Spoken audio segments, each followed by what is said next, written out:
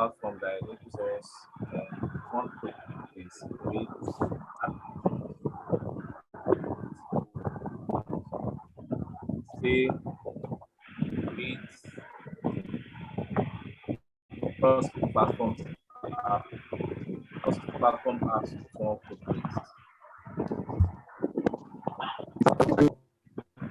That We want our push notifications.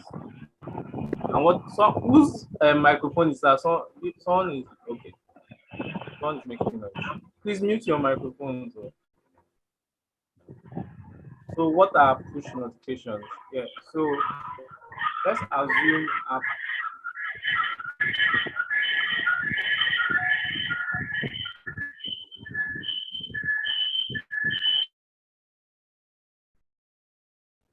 thank you. So what are push notifications?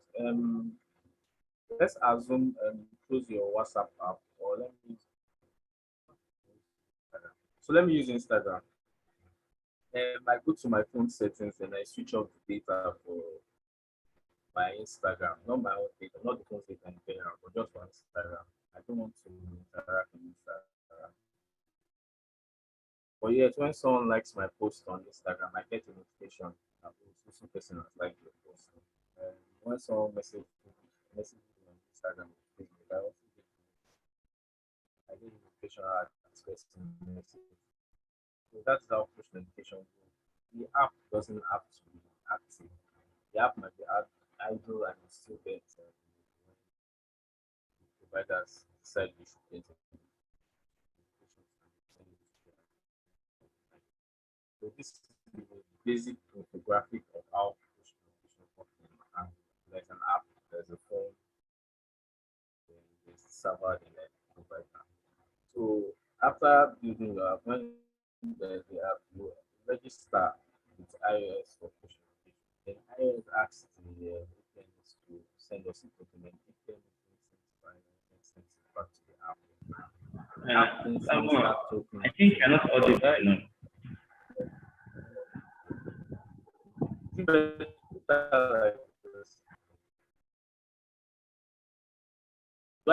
Is it better? Are you hearing me? Yeah, of course, can hear you now. So this is a basic infographic of how push notifications work in Ireland. There's an app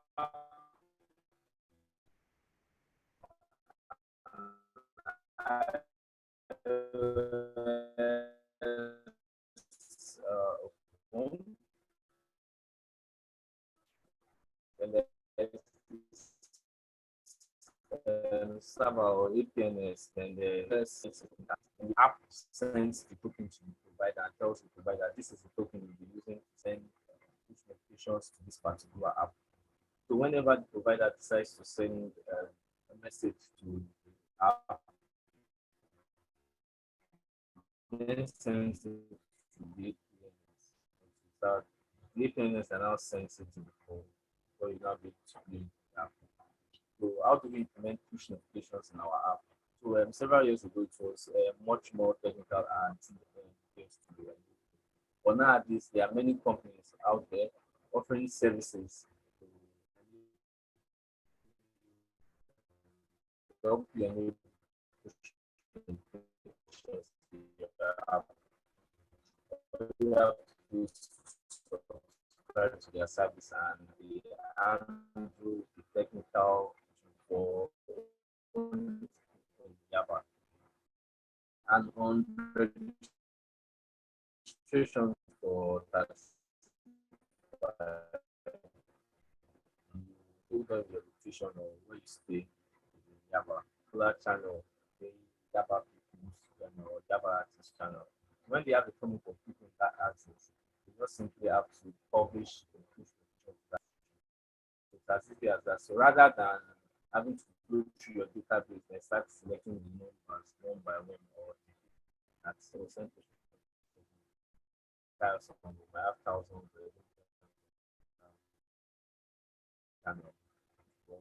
services out there. You can easily just contract one and the other. And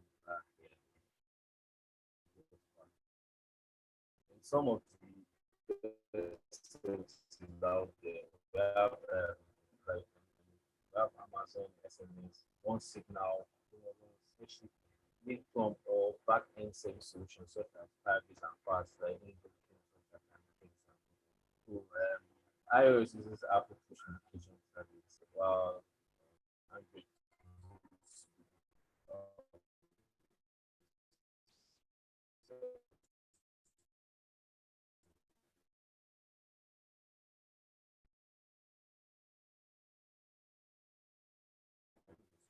easy and direct service control, create a private project and find the push notification.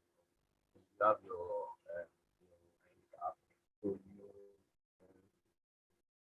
connect to with Firebase by app ID. Inside your app ID, then some then just like that. So connect Firebase app. So you install the then app for Android and iOS. And you can start just like that, starting Firebase. So you see different type of notifications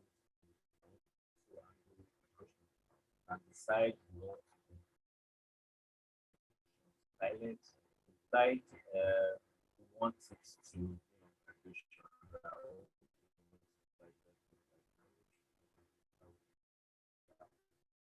so for iOS, it is not as direct as for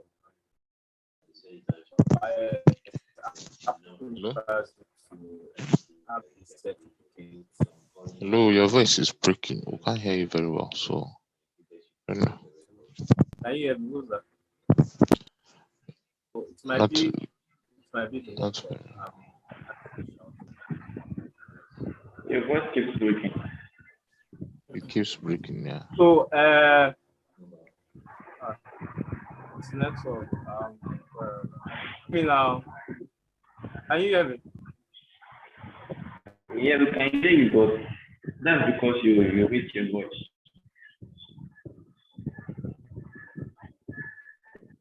Guys, go back. Yeah, from Do the you start, hear what in I was fact, saying? Okay. we can't hear you, you're just breaking. You can't post, you're still pending. Ionic is a cross. Ionic is a platform that enables us to create cross-platform applications with one code base. And what it simply means is that with one single code base, by writing your code once, you can create applications that can function on multiple platforms, Android or iOS. What are push notifications? I was explaining how push notifications work, that I might decide to go to my settings if I don't want to use Instagram and switch off my data for Instagram. But yet, when someone likes my message, likes my post on Instagram, I still get a notification that so person liked your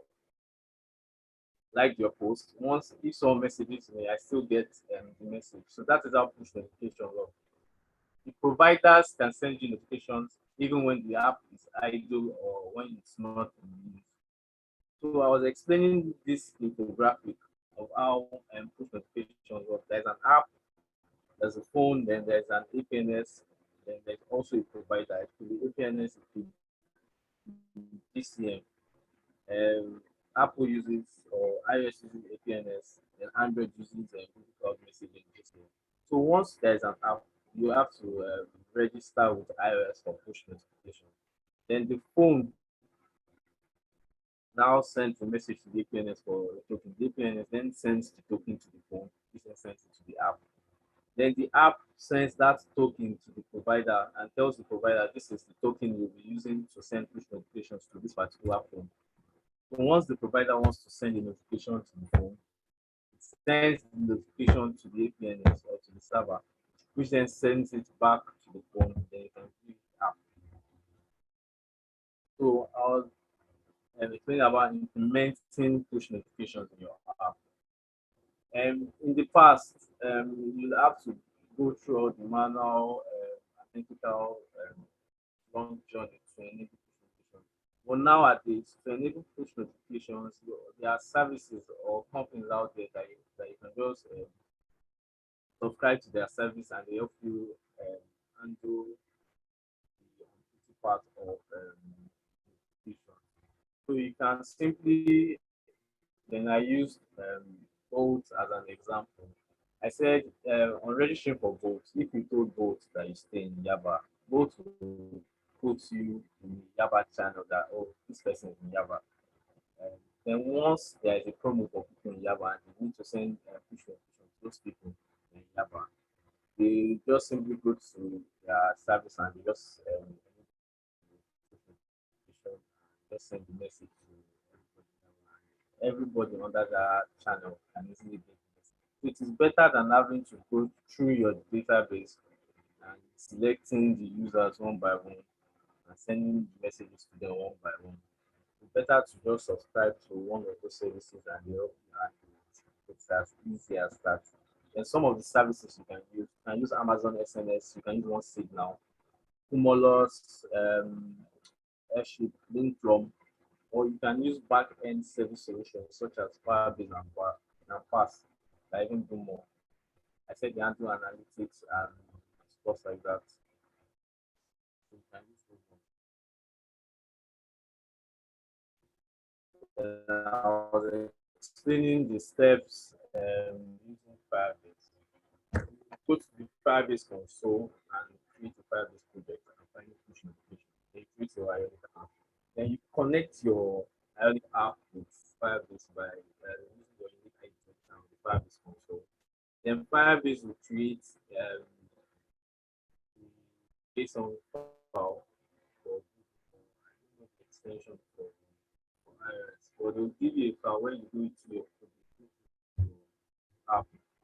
And just like that, Firebase will connect with your app and Firebase console.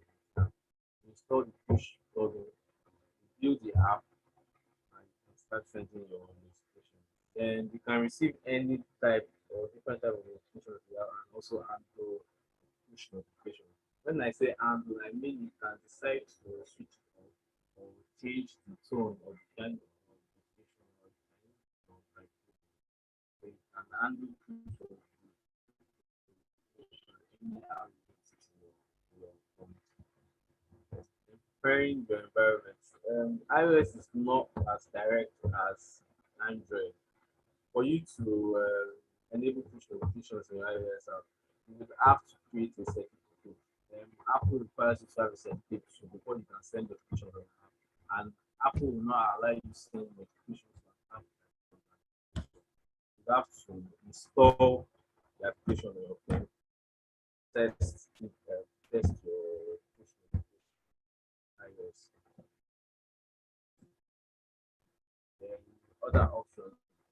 Ionic doesn't, as at now, you'd have to use all those third-party solutions. But they say that in versions to come outside, they will they'll be coming up with their own solution where you don't have to find third-party solutions.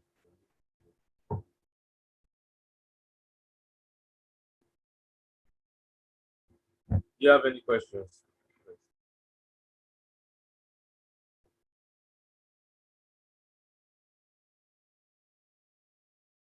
Can you guys hear me?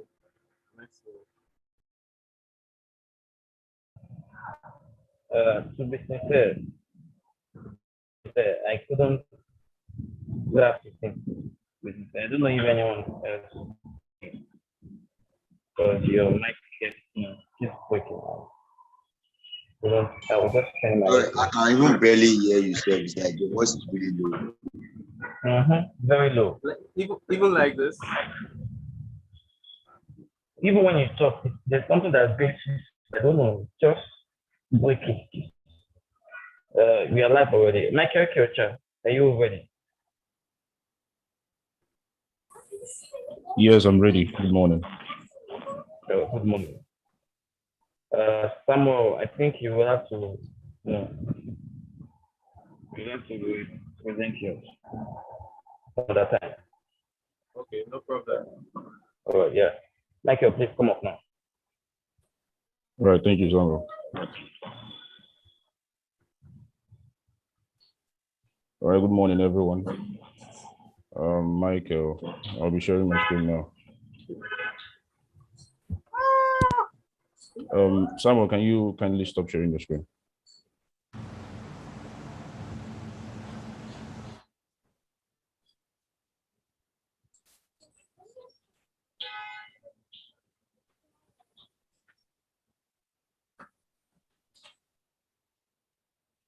Okay, today I'll be presenting the topic. Just a moment. Okay, my topic is using tech to drive operational efficiency. All right, this is my table of contents. First of all, I have introduction, what operational efficiency is. Second, there is improving operational efficiency. The next one is using tech to drive operational efficiency, and then why this operational efficiency is important. And then I conclude and take questions. I hope I'm audible. Can you guys hear me? Hello, can you guys hear me? Yes, we can hear you. Yes, we can, Michael. Yes, we can hear you. Okay, thank you. All right, let's get to it. First of all, what is operational efficiency? Now, take for instance, you work in an organization or in any business at all, and things are going smoothly. Their processes are smooth, and your products are always on time, and you deliver quality. All right, and there is no downtime in any. Let's say you're working with machinery. There is no downtime in any machinery, and there are no redundancies. Like nothing is sorry, or rather, everything is working fine, and customers are always satisfied. So this is what operational efficiency is in a nutshell. All right. And we need to know that this operational efficiency can be defined in different contexts, but generally speaking, it is the degree to which a business or an organization can deliver their goods and services with minimal waste while maintaining quality. Emphasis on minimal waste, because at the end of the day, we're all trying to reduce costs. All right. We're all trying to reduce the number of waste that might come out in processes. It is also important to know that operational efficiency is a ratio. It is a ratio of input to output, all right? What you have in the input and what you get at the output. So it also means using resources like time, people, equipment, inventory, and money in an optimized way to serve the business. Efficient companies are leaner, agile, and more profitable. Now, I'd like you to take a look at the diagram in front of you. This is a relationship, all right? At the center there, you have operational efficiency, and all around it, you have three pillars or three factors, which are people, processes, and technology.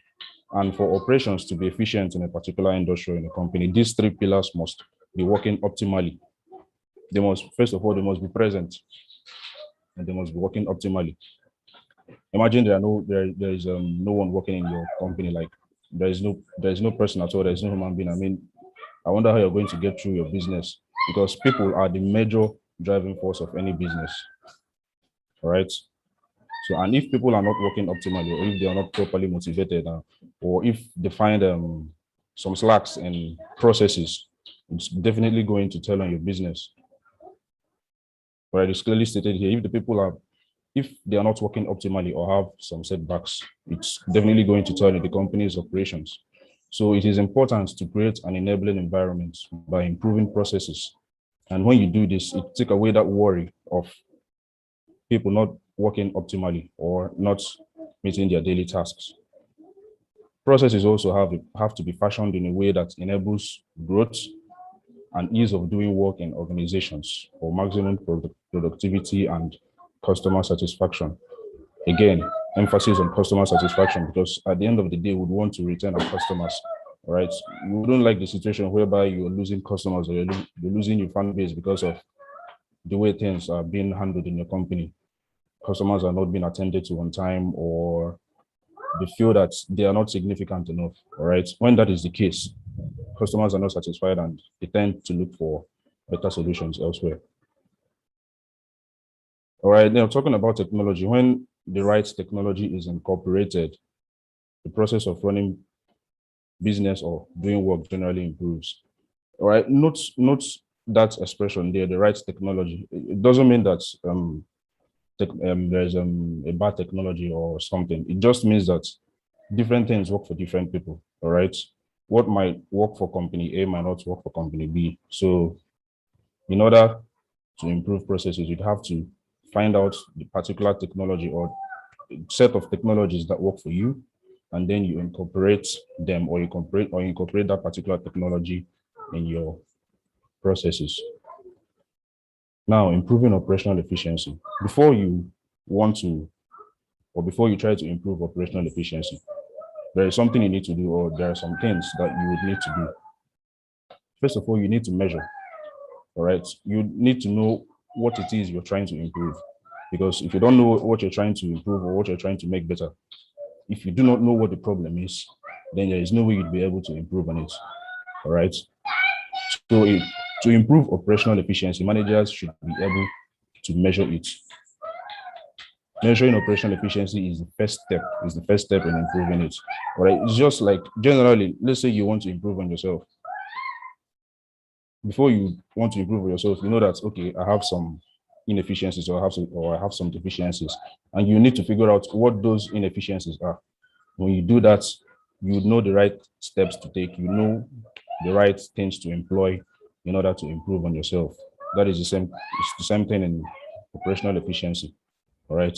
So like I told you earlier, operational efficiency is a ratio of output to input. So since it is a ratio, it has to be measured on both sides. And when you're measuring this, you'd have to set out a couple of KPIs, key performance indicators, which you would need to track on both ends, the input and the output sides. All right. These KPIs they differ generally from company to company, but typically they are categorized into two, which are the inputs and outputs. Under input, you have operational expenditure, capital expenditure, and people. These are the KPIs under inputs. And for outputs, the KPIs under outputs, you have revenue, customer members, quality, growth, and customer satisfaction. So once you set out these KPIs, once you define and you understand these KPIs, areas that need to be improved will be clear to the manager, and the work of improvement will be easy to do. Now take a look at this relationship on the screen, or rather it's a step process on how to improve operational efficiency. First of all, you'd have to measure on both sides of the ratio, the inputs and the outputs. Then you determine KPIs to track. You assess your use of technology, right? From your measured KPIs, assess which tech would work best for your processes. And then you incorporate these processes you incorporate these tech trends or these tools into your processes and track improvement based on your KPIs. All right. Now, using tech to drive operational efficiency. All right. Technology has made life easy generally. So employing technology in your business or your organization will also help. All right. I don't think there's any company or any business now, even startups, that do not employ technology. Or even if they don't, I mean, as they go on along the way, they would realize that employing technology is paramount and it's something that you cannot do without. All right, so technology can play an important role in creating lean and efficient processes. All right, lean is a philosophical way of working which emphasizes the removal of waste within a process. Like I told you earlier, we're trying to reduce waste and reduce cost of doing things. It can help you reduce or eliminate duplications and delays in the workflow, as well as help you speed up by automating specific tasks. It can either speed up existing processes or allow new, more flexible ways of carrying out the job. These are the things that employing technology brings to the table. These are the things that you stand to benefit if you employ technology in your processes. All right, you'd have to assess your use of technology again. All right, like I said, what works for me might not work for Mr. B. It doesn't mean that a particular technology is bad. It just means that in your line of work, a particular tech or a particular tool might not give you what you want. So you'd have to assess, you have to you'd have to assess your current systems against your requirements. All right, think about what inefficiencies may exist in your operations and how you can capture relevant information, such as company details, in the most simple, time-efficient way. Manage your documents to ensure that information is dealt with in a logical workflow. Avoid duplication and address technological obstacles. All right, while I was working on this presentation, I came across this article published by Cisco. All right, they give out 5 tech trends to drive operational efficiency in businesses, and they include AI and machine learning. And a lot of us here are developers, so AI and machine learning is not new to us. So this is one tech that can help drive operational efficiency. Right, there are many ways AI and machine learning can automate and optimize processes, as well as personalize the customer experience. Take, for example, the picture you see attached to this particular slide. On that phone there, that's a chatbot. I mean, a lot of us here will know what chatbots are. If not all of us, we all know what chatbots are, all right? So let's say the people around that particular phone are customers who are trying to get clarification, or they have a question to ask. And let's say that the person who is supposed to be, the human who is supposed to be replying to those messages is not available at that moment, or is not online. I mean, honestly, we can't be online all the time. So messages might come in during the weekend when we're having a good time or something, and our phone is not close to us. But you don't want that to sell work. Understand? You don't want to keep your customers waiting. So employing AI and creating a chatbot that replies some of these messages, right? You can program the chatbot to reply with canned messages, pre-programmed messages, right? What the chatbot does in that situation is it is programmed to recognize a certain set of keywords, right? So when it sees, or when it gets a message containing 1 or 2 keywords for a particular reply, it will know, okay, this person is trying to find out this about this, or this person is trying to find out this about that. So it replies based on the question a particular customer asked. All right, AI and machine learning can also be used to gauge customer sentiment to improve the customer experience and improve call routing and the agent experience in call centers. All right, consider the following ways AI can improve operational efficiency. Number 1, they solve customer service issues. Like I told you earlier, when customers are trying to get through and maybe for one reason or the other, you are not on seat, or you're not able to reply, you don't want to keep your customers waiting, because when they have an issue, they expect brands, they spend money with answer quickly. All right, and when you don't reply quickly, or when you're not there to reply on time, they might think that you don't take them serious. Like, they will feel they are not significant to your work growth or the growth of your business. All right, so using AI, businesses can program a bot to answer common questions, suggest resources, and support customer engagement.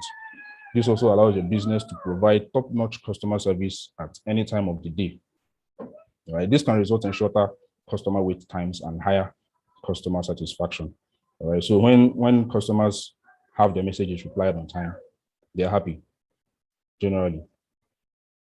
All right, the next one there, the second way AI has helped improve operational efficiency is on reducing operating costs. All right, this cannot be overemphasized. In businesses, you don't want to be spending more than you need to. All right, if there is something that you can use tech to do, and you are not, rather you're going the other way about it and spending a lot of money, why not incorporate technology? All right, why not use AI and make things easy for you and reduce costs? All right. So operating costs like rent, office supplies, travel expenses, and marketing costs are a necessary part of running a business. All right, business often overspend on operational costs due to human errors. Human beings are not perfect, we make mistakes, all right? So, but to an extent, technology is perfect, all right? To an extent, they are not 100%, but when it comes to making calculations or stuff like that, they are much better. All right, so software powered by AI can take over a variety of manual processes, such as bidding for paid ads and enhance reporting speed and accuracy. All right, this gives executive access to more timely data to make smart business decisions. right? For example, AI can provide real-time reports about marketing strategies, allowing you to cut off spending for an ad campaign that is clearly not performing as expected. Now, the next thing there is improve operational efficiency via workflow automation, right? Like I said earlier, if there is something that can be automated, you automate it, right? Deploying workflow automation into everyday business processes via AI can reduce the number of manual tasks employees face, freeing them to spend more time on tasks that support your bottom line. All right. If there are tasks that are repetitive, that's the kind of tasks you'd want to automate. You can't have a person doing that all the time when you can actually automate that particular process and have that particular employee do something else that supports your bottom line. All right. So as a result, employees are able to get more done in less time and often with improved accuracy. All right. For example, now using an AI-powered virtual assistant, employees would no longer have to manually schedule appointments, meetings, or search for conference rooms. This could prevent double booking meetings and help improve overall time management. All right, this image you can see now on your screen is the benefits of chatbot for businesses. All right, some of the things that the chatbots can help you achieve. You have purchase process simplification, user experience improvement, customer care improvement, personalized service integration opportunity, and reduced costs. Now let's take Bincom Academy as a case study. If you want to employ AI, all right, it can help improve some aspects of Bincom Academy by developing virtual assistants that respond to certain questions. Like I told you earlier, if customers or using Bincom Academy as a case study, if a participant has a particular question that needs attending to on a particular Slack channel, and let's say this question comes in on a weekend, say on a Sunday, all right, and sometimes we're not online on Sundays to go on Slack to check our messages. So imagine you have a chatbot program to respond to certain messages in that channel. Say questions regarding the Bincom LMS or a curriculum or whatever, right? That chatbot is able to detect this participant is trying to get to know this, is trying to get to know how to use the Bincom LMS, or is trying to know something regarding the curriculum. All right. So with canned messages, with pre-programmed messages, that chatbot will be able to reply that particular participant. All right, until the facilitator comes on to give better clarity. All right. So, and another thing that could be done that this AI could be used to achieve is to remind participants at intervals to tag facilitators in questions or concerns. All right, because some of us here have facilitated one or two classes in different cycles. Sometimes participants ask questions and they don't tag facilitators. And you know that when you are not tagged, you'll not get a notification that, okay, this message is referring to you. All right. So like we have in KD channel, like we have a chatbot there that is always reminding us to read KD sessions. All right. So we can have a chatbot as well, remind participants to tag facilitators in messages or in any question they might have, to call the attention of that facilitator to attend to them urgently. Otherwise, that message might be lost. Right? It might just be there for a long time and nobody sees it, or unless you go and say, okay, let me see what's happening in this group. Let me see what these people are doing. Then you see this message and you say, oh, so this message came in, I didn't get to see it. It's not our fault most of the time, right? Because you are not tagged. So if you have a chatbot that reminds participants, say there is a channel in the Bincom Tech Network, Bincom Academy participants. So if you have a chatbot that reminds participants at intervals to always tag facilitators in questions, all right, that would help get questions and concerns to facilitators on time. All right, the next tech trend there that Cisco published is the Internet of Things. We've all heard of Internet of Things, all right, IoT is the next best thing. Smart connect everything. There are many ways that small businesses can leverage IoT, from monitoring IT infrastructure and tracking inventory and shipping to monitoring, shipping to monitoring lighting and humidity and energy usage. Okay, let's leave all this. Internet of Things is just connecting device and device. All right. So information is shared simultaneously and almost efficiently. Like when you connect your phone to your laptop, or when you connect your laptop to another device, information you get on your laptop will get to your phone or any other device that you've connected to it. So they include faster decision making, reduced number of defects, easier and faster transmission of data, less equipment downtime, enhanced remote access, enhanced physical processes, improved services, operations and products, and more satisfied customers. So we should know that while you're implementing IoT, it is wise to know that this is still evolving, like it's still an emerging technology, if I'm not wrong. So it's going to be prone to security attacks. All right.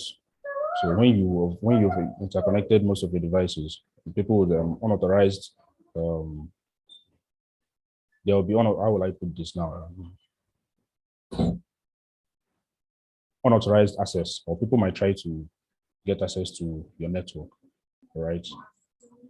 So when you're implementing IoT, it's best to keep this in mind, that your devices or your network could be prone to security attacks, right? And you would know what to do about it in order not to have your network infiltrated. All right, the next one there is complete wireless access. All right, customers and employees today expect reliable, fully available wireless access. All right, so providing prevalent wireless and secure access to employees and customers is not only good business, it is smart business. With a comprehensive wireless access strategy, businesses can restrict access to specific resources and users and better filter malicious hosts. So when this is in place, you don't have people worrying about security attacks, all right? Because you know that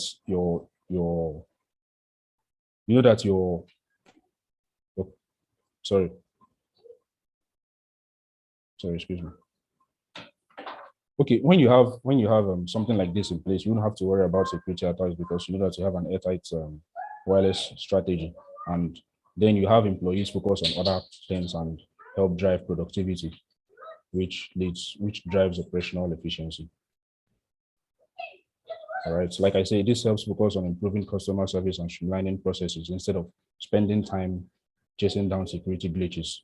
All right, so when you have that in place, you don't have to worry about chasing down security attacks or what have you, but you focus your attention on other things that would actually help your business. All right, the fourth one there is with data analytics, you can anticipate customer needs. All right, we all know what data analytics is or data analysis is. So by analyzing data, small businesses can identify customer trends and anticipate needs. All right.